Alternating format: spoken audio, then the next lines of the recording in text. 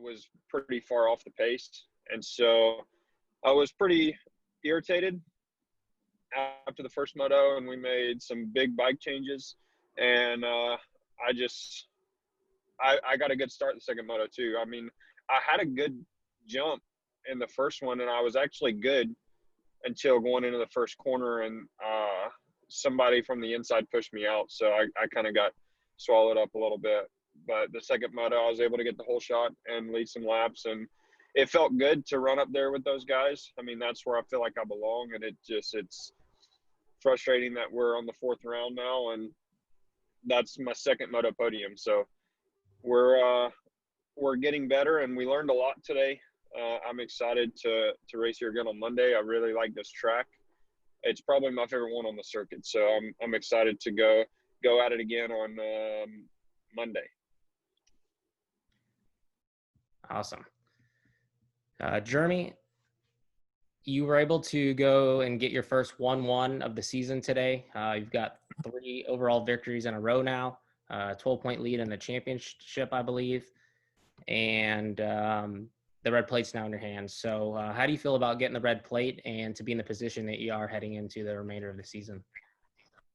Dude, it was a crazy day. You know, I was a good clip off the pace in practice. Dylan threw down a lightning fast lap time, and I was like, all right, man, we're in to go to work today. So, you know, I ended up getting a pretty good start in the first moto, and just kept plugging away and kept, you know, working forward, and was able to win the first moto. And, you know, I wasn't super comfortable in Moto 1, so we made some bike changes that definitely helped for Moto 2, and I got a little bit better start, and Shane got out front, and Shane kept jumping Larocco's leap, and I was like, man, I don't think I got this, you know. I was like, so I kind of get up on him, and then he would like pull away, and I was like, oh shit, I did all that work to try to get up on him, and then he would just jump the big jump and get away. But yeah, he rode really well, and I just kind of was able to get by him, and I got a little bit of a gap, and then I just kind of went into control mode. You know, I knew that those guys were there and stuff, and yeah, was able to go 1-1. Awesome. We'll go ahead and open it up for questions. So I see some of you have already raised your hands. For those of you that would like to ask, just go ahead and raise your hand, or you can also send a note in the chat. Johnny, we'll go ahead and start with you. Thank you. This is Johnny Hopper with 2.4 Speed and MX Unfiltered. Shane, this one's for you. I have to know what gear you are jumping the Larocco's leap in, and if you can share maybe what gear ratio your 250's geared at. I'm in third gear, and I'm on the same gear ratio as everybody else out there. Understand. Well, I appreciate it. Thank you. Jeremy, congratulations on 3 moto wins in a row. You did hint a little bit on the podium that the Yamahas are pretty fast. Do you think that they might have an advantage over that Honda? And what are you guys doing maybe motor-wise to try to bridge the gap? Yeah, I mean, obviously the 250 class from an engine perspective is extremely competitive. I mean, we're always trying to maximize each team is trying to maximize the engines for sure. And I think the blue bike is at the top of the chain. And I think, you know, the Geico Honda has definitely made some big gains to get up there and to close that gap. I mean, I've rode the Yamaha before, I've raced it. So I kind of know. And, you know, I'm proud of what the Geico guys have been able to come up with for this year. And like Star is the top, I would say the top, but they're trying to find more. Geico's trying to find more. Suzuki's trying to find more. So it's like, you know, I'd say it fluctuates, you know. Understood. Hey, I appreciate it. And congratulations on the win. My last question is for you, RJ. With Monday being another race, are you going to be on the bike over the weekend, or maybe just bicycle, try to keep your heart rate down, a recovery ride, or are you just going to basically sleep and do nothing? Yeah, so we don't ride over the weekend right now. Pretty much just a couple of things like cardio and some stretching and stuff. Not too much. Try to be fresh when Monday comes around. Cool. Thanks, guys. Dark Side, go ahead and ask your question. Yeah, Dark Side from the Moto X Pod Show. Jeremy, you and RJ have both been somewhat open at times in some interviews that Dylan is clearly the fastest guy with lap times. With consistency, obviously you've been winning some races. Does that affect you when you're out on track? Do you think about that, or do you just know mentally, as long as you stay consistent, that you're going to do just fine? I mean, I think it's no secret Dylan's probably the fastest guy in the class. I've said it. I fully acknowledge that. And I respect him and everything. So my job is to try to hopefully close that gap every week, every race day.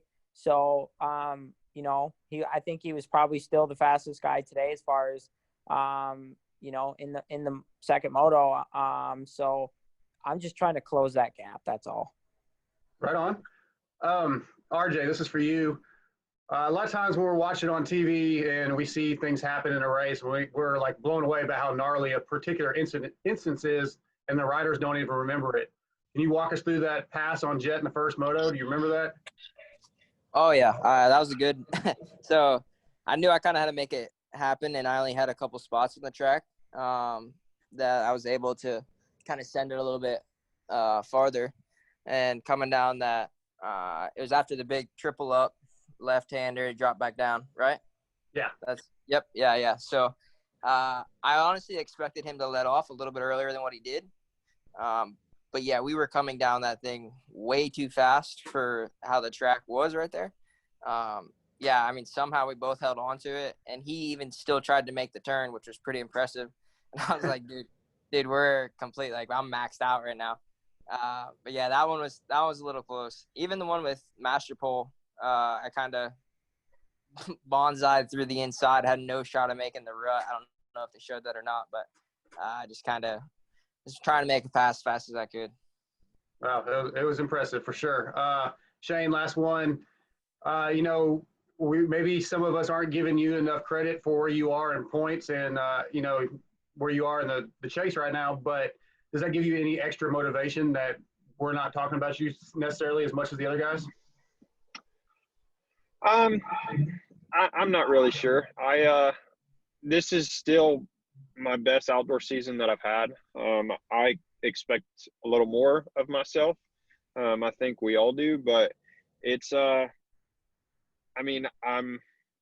don't know if I'm fourth or fifth, and we're kind of close back there, but really Dylan and Jeremy are kind of already out front, and that's frustrating from third place back, just because we want to be in that battle.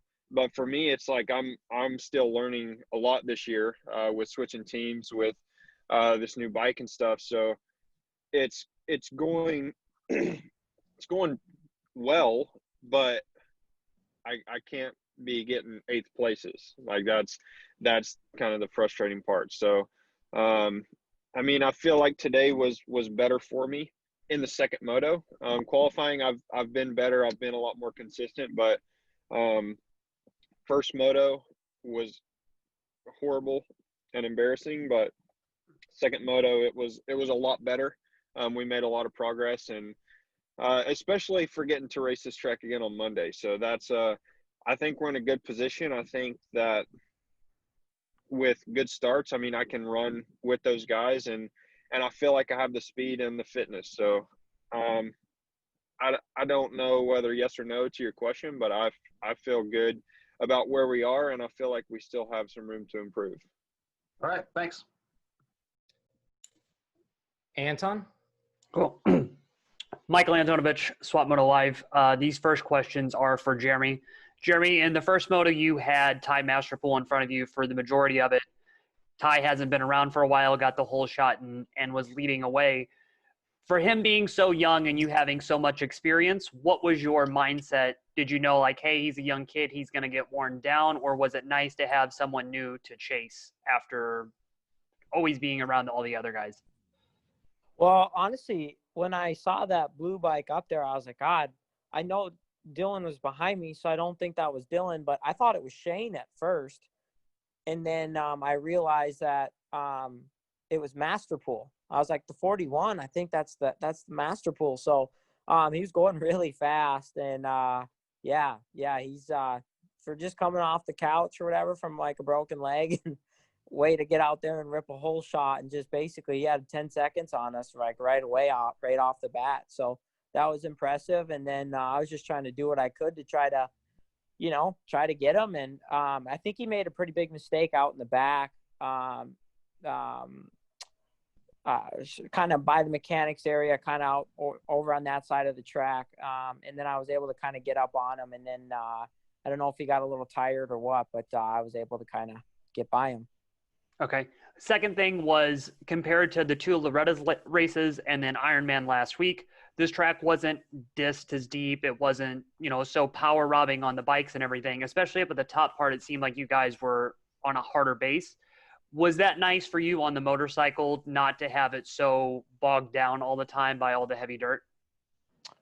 I think it helps. It helped a little bit for sure, but it was still soft. I mean, don't get me wrong. There was some spongy spots, some spongy bumps and stuff that kind of grabbed me pretty good. And I was like, oh man, try to avoid that thing the next lap, Cool.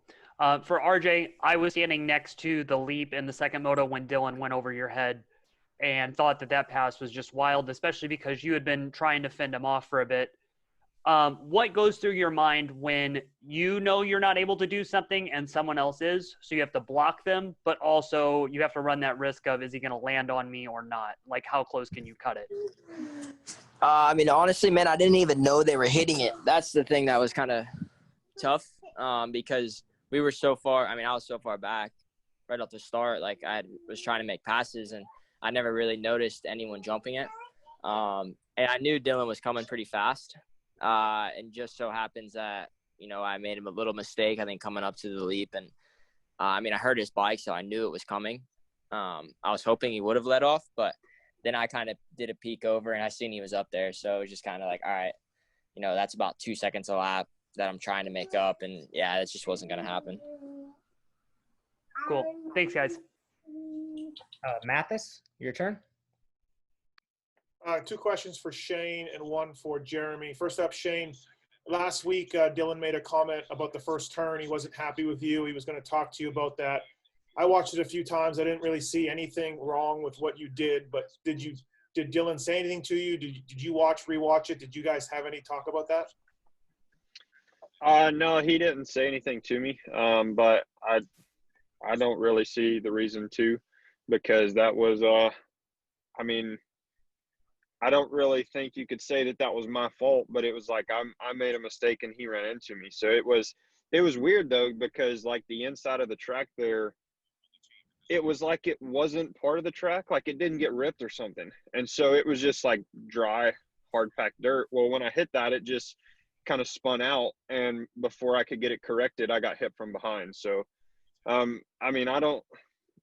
it's just a racing thing. Like it's not like, oh shoot, that shouldn't have happened. It was, we're all powering out of the first corner and trying to get to the second corner, and it just, I just broke traction. So it wasn't really that big of a deal, but for him to get collected in it, he can't really blame that on me. He should have outstarted me. Did you hear though that he did bring you up? I don't know if you heard that or not. No, I didn't hear that. Oh. Yeah. Second thing, Shane, for you, we think you're going to 450s next year, you pointed out, but I also heard that maybe not. You were trying to ask around a little bit. Can you deny or confirm or anything about next year? Well, at this point, I don't have anything.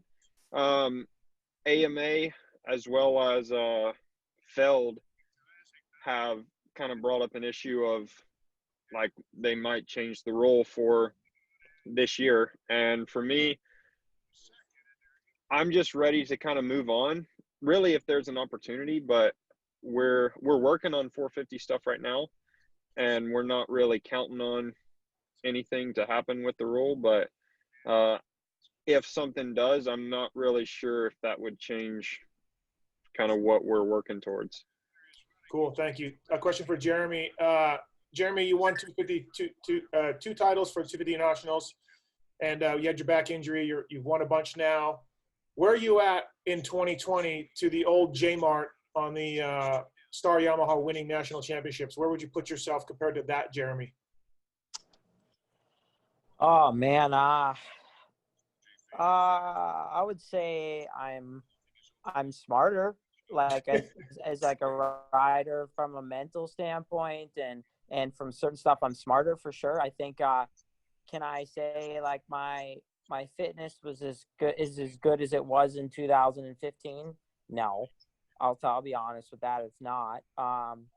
But you know, like I'm in good shape right now, but I'm also coming off from the couch, you know, and there's only so much you can only train so hard, you know, like coming back from what I came back from. So I can't go full, like do the volume and everything. Like I kind of have to build my body back up to that 2015 fitness again.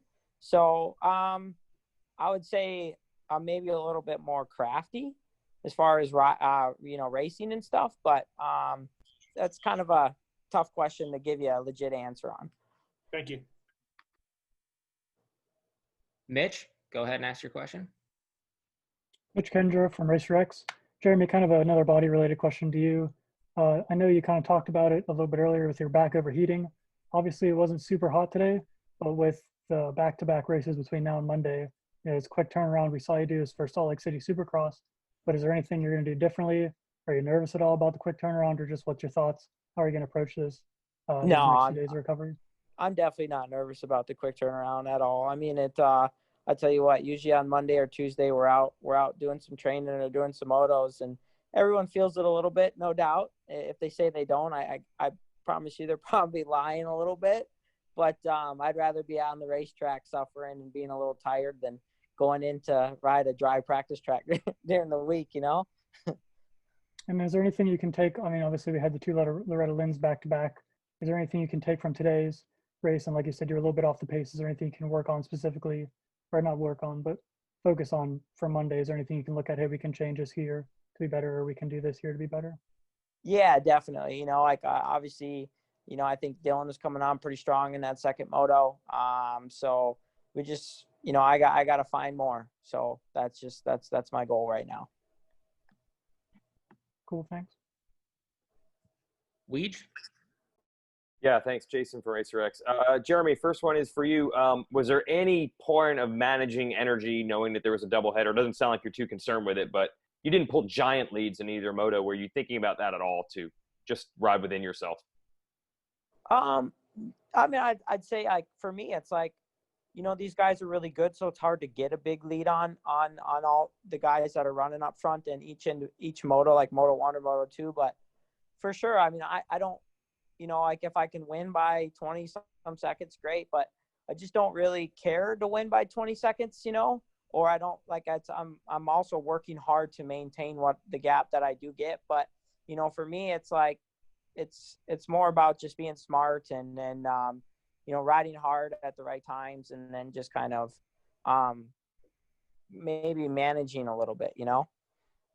And for you, I asked you about this morning. How do you stay in the moment? I mean, obviously this comeback is going great. You've won 3 races in a row. Now you even have a points lead. How do you not exhale a little bit and be like, wow, I'm really doing it. I'm really coming back. But at the same time, stay locked into you're only halfway through or not even to the ultimate goal?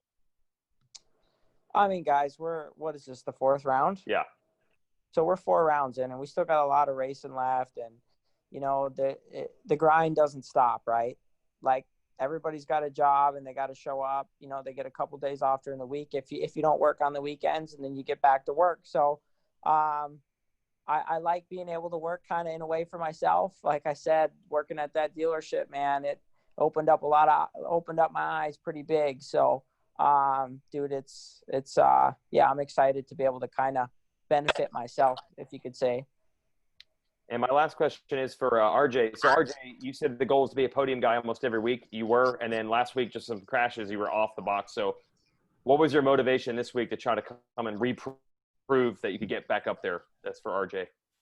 Yeah, I mean, honestly, last weekend was almost embarrassing. I had a crash during the week and kind of just spiraled into the weekend. I had a big one in first practice or second practice at Ironman, and man, I just haven't hit the ground that much in years. And I talked all that stuff where it was like, look, I want to be a podium guy every weekend, and then I go out there and have a performance like that. So yeah, I was bummed. And honestly, last week was tough on my body. I mean, I didn't recover. I'm still sore from last weekend, and it's Friday right now. So yeah, that first moto felt good just to be able to, prove, hey, look, we're still in this thing. J Martin and Ferrandis, I mean, they were a little bit above us today. But, I just want to be able to get some starts and be able to prove myself again. I mean, I feel like it's nonstop in this sport, and especially for myself. So just hoping for some good starts Monday and, being able to run up there with them. All right, thanks, everybody. Awesome. Well, that'll be it for the 250 guys. Jeremy, Shane, Chase. Appreciate you guys joining us, and we'll go ahead and talk to you guys in a little bit. All right. Thanks, guys.